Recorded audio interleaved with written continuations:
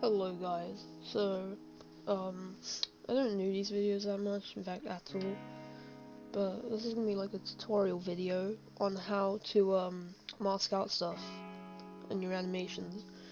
So like, if you have something flying, you don't want like the rig to be seen, and you can't really make it fly in the other way unless you use like transparent pieces, so as a rig. So in this video I'm going to show you how to mask stuff in, I'm going to be using Photoshop, but you can use other alternatives like GIMP. I think you can do it on Critter as well, because I think I've tried it on Critter and it worked, but mainly I'm going to be using Photoshop, but GIMP and Critter maybe should follow the same steps and basics.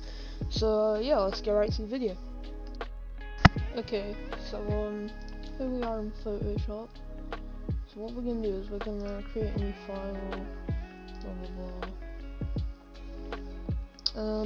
We're gonna select the files we want. So I'm gonna go to the files I want to mask. I made my animation and everything, and you're gonna find the frames that have the masking.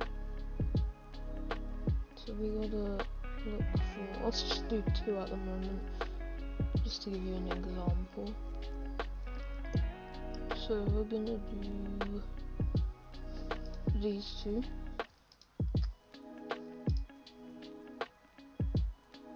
Okay, as you can see I have one that's on like a rig, and an empty photo without the subject of the rig. So we're going to just unlock this layer. I don't think you have to do that in GIMP though. Actually, maybe you do, I'm not sure. And then what we're gonna do is we're going to select the background.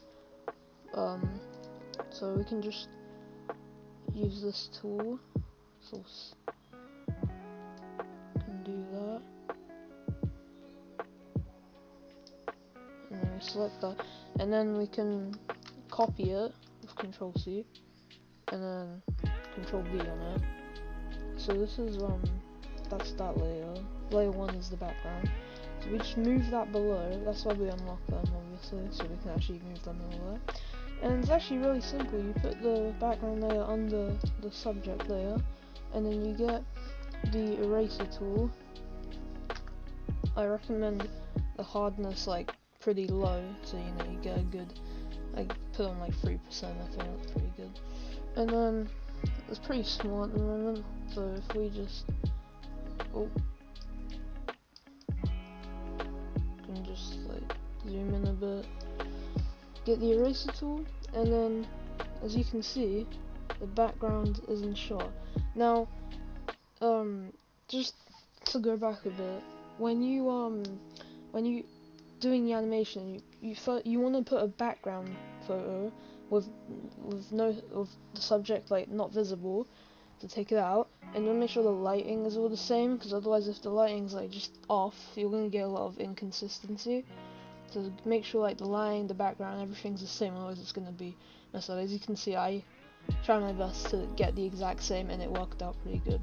You're always going to have to like kind of erase this, because this causes a shadow, especially if you use like Lego bricks as a rig. It's going to cause a shadow, so you just want to erase that inconsistency.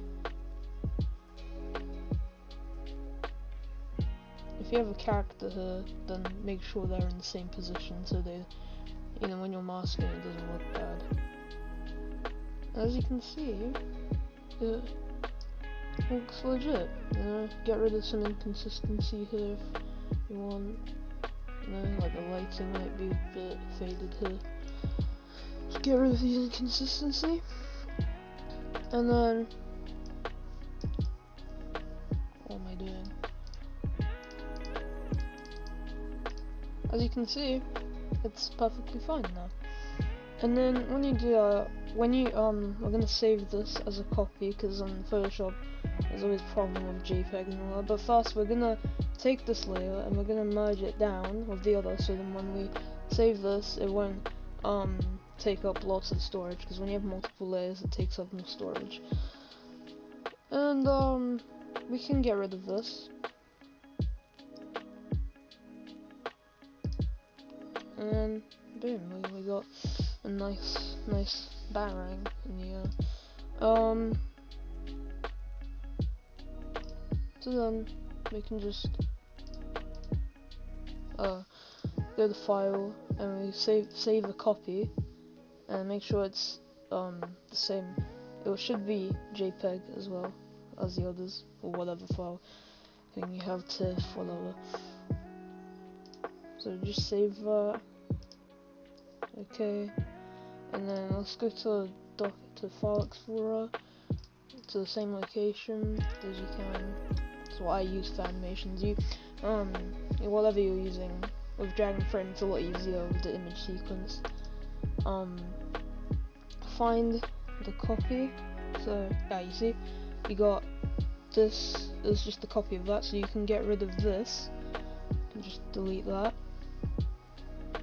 and then you can rename this to just DSC or whatever it is, like, because it'll say copy, because the reason why it says we have to make a copy is because in Photoshop there's a weird thing sometimes, well, for me anyway, when you go on save as normally, or save as, you only get like a few file types, like JPEG 2000, which is not what you want, because then it messes up when you put it back into